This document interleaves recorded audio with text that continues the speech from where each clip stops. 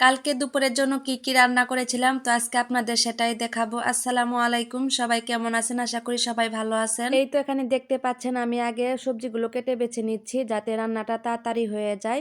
তো আমার সবগুলো কাটা শেষ, তো এখানে আমি রান্না বসিয়ে দিয়েছি। আমি পরিমাণ মতো তেল দিয়েছি, তারপর এখানে পেঁয়াজ মরিচ দিয়ে স্বাদ মতো লবণ দিয়ে এখন ভালো করে নেড়ে নিচ্ছি। একটু ভাজা হয়ে গেলে তারপরে দিয়ে দেবো এখানে পানি। তো এই তো দেখেন চিংড়ি মাছ আর এইখানে লাউ। প্রথমে আমি লাউ চিংড়িটাই রান্না করে নিব। তো আমার পেঁয়াজটা একটু ভাজা হয়ে গেলে তো আমি এখানে একটু সামান্য পরিমাণ পানি দিয়ে দিলাম। এখানে তারপর যা, যা মসলা লাগে সবগুলো দিয়ে দিব। হলুদের গুঁড়া, মরিচের গুঁড়া, ধনে গুঁড়া, তারপর মসলাটা একটু কষিয়ে তো আমি এখানে চিংড়ি মাছগুলো দিয়ে দিলাম। এখন ভালো করে নাড়িয়ে চেড়ে চিংড়ি মাছটা একটু কষিয়ে নেব, কারণ না কষালে খেতে ভালো লাগবে না। ভালো মতো কষায় একটু ৫ মিনিটের জন্য ঢাকনা দিয়ে ঢেকে দিলাম। আবার ঢাকনা খুলে এখন নেড়ে চেড়ে নিচ্ছি। তো আমার চিংড়ি মাছটা একটু কষানো হয়ে গেছে, তারপর এখানে লাউ দিয়ে দিব। লাউ দিয়ে এখন লাউগুলো মশলার সাথে একদম মিশিয়ে নেব, যাতে মশলার সাথে ভালো করে মিশে যায়। তো লাউটাও একটু ২ মিনিট ভালো মতো কষানো হয়ে গেলে আমি আবার ওইটা ৫ মিনিটের জন্য ঢাকনা দিয়ে ঢেকে দিব। আমি আবার ঢাকনা খুলে তো আবার একটু নেড়ে দিচ্ছি যাতে নিচে লেগে না যায়। তো লাগবে না, লাউ থেকে অনেক পানি বের হচ্ছে দেখতেই পাচ্ছেন। তো লাউ থেকে যে পানি বের হয়েছিল সেটা দিয়ে আমি কষিয়ে নিয়েছি। তো এখন একটু এখানে সামান্য পরিমাণ পানি দিয়ে দিব। পানি দিয়ে স্বাদ মতো লবণ দিয়ে ঢাকনা দিয়ে ঢেকে দিব। তো আমি ঢাকনা খুলেছি, আমার রান্নাটা প্রায় শেষ। তো এখানে একটু ধনেপাতা দিয়ে দিব, কারণ ধনেপাতা দিয়ে না দিলে ভালো লাগবে না। লাউ চিংড়ি রান্না করতেছি তো ধনেপাতা না দিলে কি হয়। তো ধনেপাতা দিয়ে আমি ২ মিনিট একটু ঢাকনা দিয়ে ঢেকে রাখবো যাতে তেলটা একটু পরে ভেসে আসে।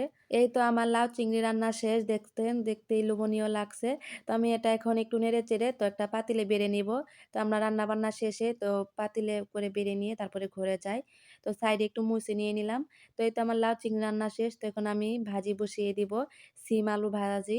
তো সেজন্য তেল দিয়েছি, পেঁয়াজ মরিচ দিয়ে দিলাম। এখন এগুলা ভালো করে ভেজে নেব। তো একটু লবণ দিয়ে দিচ্ছি, আমি পেঁয়াজের মধ্যে আগেই লবণ দিই যাতে পেঁয়াজটা তাড়াতাড়ি হয়ে যায়। তো ভাজা হয়ে গেলে এখানে আমি ভাজিগুলো কেটে রেখেছিলাম সেটা দিয়ে দিলাম। তো এই প্রথম সিম আলু ভাজি খাচ্ছি, তো এর আগে কখনো খাওয়া হয় না এবার শীতে। আমি তো হলুদ দিতেই ভুলে গিয়েছিলাম, তো এখন একটু হলুদ দিয়ে দিচ্ছি। হলুদ দিয়ে আর একটু নাড়িয়ে চাড়িয়ে ঢাকনা দিয়ে ঢেকে দিয়ে দিব। তো সিদ্ধ হওয়ার জন্য আমি একদম চুলার আগুনটা একদম কমিয়ে দিয়েছি যাতে ভালো মতো সিদ্ধ হয়। আমার সিম ভাজিটাও হয়ে গেছে, তো আমি এখানে একটু আরেকটু ধনেপাতা দিয়ে এখন নাড়িয়ে চাড়িয়ে এটা নামিয়ে ফেলবো। ধনেপাতা দিয়াতে না খুব সুন্দর একটা ঘ্রাণ আসে। তো আমি এখানে বাটি নিয়েছি, তো বাটিতে সম্পূর্ণ ভাজি আমি বেড়ে নিলাম। বেড়ে নিয়ে এখন এই তো দেখেন ভাজিটা কিন্তু খুব সুন্দর হয়েছে। খেতে অনেক মজা হয়েছিল। খুবই সুন্দর ভাজি হয়েছে। আমি কিন্তু একটুও পানি দেই নাই, পানি ছাড়াই কিন্তু আমি ভাজি করেছি। একটা চুলার ভিতরে রান্না করতে দেরি হয়, ২ চুলায় থাকলে তাড়াতাড়ি হয়ে যায়। তো আমি এখানে আরেকটা তরকারি রান্না করব। তো সেজন্য তেলাপিয়া মাছের মাথা জমেছিল, তো সেটাই আজকে বের করেছি। তো সেটা হালকা একটু ভেজে নিচ্ছি, এটা দিয়ে তরকারি রান্না করব। তো ২ টা মাছ, ২ টা মাছের মাথা তো মাঝখান দিয়ে কাটা হয়েছিল। তো ভালো করে আমি একটু হালকা ভেজে নিচ্ছি, কারণ মাথা তো না ভাজলে খেতে ভালো লাগবে না। ভেজে তরকারি রান্না করলে খেতে বেশ ভালো লাগবে। মাছটা আমার ভাজা হয়ে গেছে, তো আমি প্লেটে তুলে নিচ্ছি। এই তো দেখেন আমার মাছ ভাজা গরম, গরম ধোয়া হচ্ছে। তো এখানে আমার মেয়ের ২ টা লেজ আছে, তো ২ টা লেজ আমার মেয়ের জন্য ভেজে নিচ্ছি। ও মাছ ভাজা খুব পছন্দ করে। তো মাছগুলা ভাজা হয়ে গেছে, তো আমি এখানে তরকারি রান্না করার জন্য কড়াইতে তেল দিয়ে দিলাম। পেঁয়াজ মরিচ দিয়ে দিয়েছি, তারপর এখানে পানি দিয়ে দিলাম যাতে পেঁয়াজটা না পুড়ে যায়। তারপর এখানে আমি সবগুলা মশলাই দিয়ে দিচ্ছি, মানে বাটা মশলা, গুঁড়া মশলা দিয়ে ভালো করে মশলাটা কষিয়ে নিলাম। নিয়ে এখানে আমি ২ টা টমেটো দিয়ে দিচ্ছি। তারপর আমি এখানে সবজিগুলো দিয়ে দিলাম যেগুলো আমি কেটে রেখেছিলাম, ফুলকপি, বেগুন, নতুন আলু। তো এগুলা দিয়ে তরকারি রান্না করলে না বেশ মজা লাগে। যেকোনো মাছ দিয়ে রান্না করলে আমার কাছে খেতে ভালো লাগে। তো আমি তরকারিটাই বেশি করে নেই। তো ভালো করে নেড়ে চেড়ে আমি ঢাকনা দিয়ে ঢেকে দিয়েছিলাম।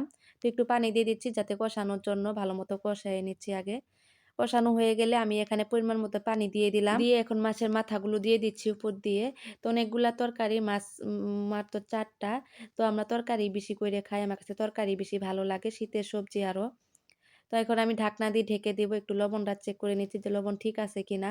তারপর আমি এখন ঢাকনা দিয়ে ঢেকে দিব লবণ দিয়ে। ১০ মিনিট জাল করলেই তো এই রান্না তরকারিটা হয়ে যাবে। তো তারপরে আমি এখানে ধনেপাতা দিয়ে দিচ্ছি, কারণ তরকারিতে ধনেপাতা না দিলে খেতে ভালো লাগবে না। রান্নাটা আমার হয়ে গেছে। তো এই ছিল কালকে দুপুরে রান্না বান্না। তো কেমন হয়েছে অবশ্যই বলবেন। ভিডিওটা ভালো লাগলে অবশ্যই লাইক, কমেন্ট, ফলো দিয়ে পাশে থাকবেন। সবাই ভালো থাকবেন। আল্লাহ হাফেজ।